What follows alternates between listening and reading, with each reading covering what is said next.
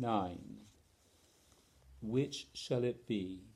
By Ethel, Lynn. Which shall it be? Which shall it be? I looked at John. John looked at me. Dear patient John, who loves me yet, as well as though my locks were jet.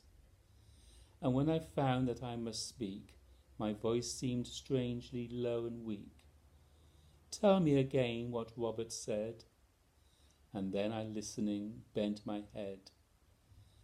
This is his letter.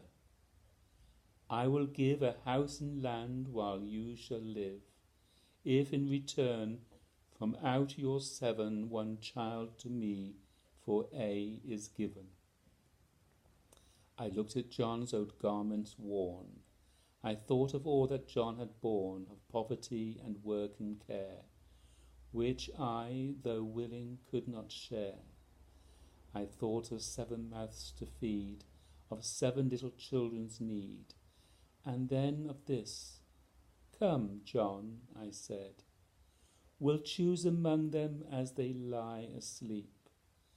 So walking hand in hand, dear John and I surveyed our band. First to the cradle lightly stepped, where the new nameless baby slept. Shall it be baby? Whispered John. I took his hand and hurried on to Lily's crib. Her sleeping grasp held her old doll within its clasp. Her dark curls lay like golden light, a glory 'gainst the pillow white. Softly her father stooped to lay his rough hand down in loving way, when dream or whisper made her stir. Then huskily said John, not her, not her. We stopped beside the trundle bed, and one long ray of lamplight shed athwart the boyish faces there, in sleep so pitiful and fair. I saw on Jamie's rough red cheek a tear undried, ere John could speak. He's but a baby too, said I, and kissed him as we hurried by. Pale, patient Robbie's angel face still in his sleep bore suffering's trace. No, for 1,000 crowns, not him. We whispered while our eyes were dim. Poor Dick, bad Dick, our wayward son, turbulent, reckless, idle one. Could he be spared? Nay, he who gave bids us befriend him to his grave. Only a mother's heart can be patient enough for such as he. And so, said John, I would not dare to send him from her bedside prayer. Then stole we softly up above, and knelt by Mary, child of love.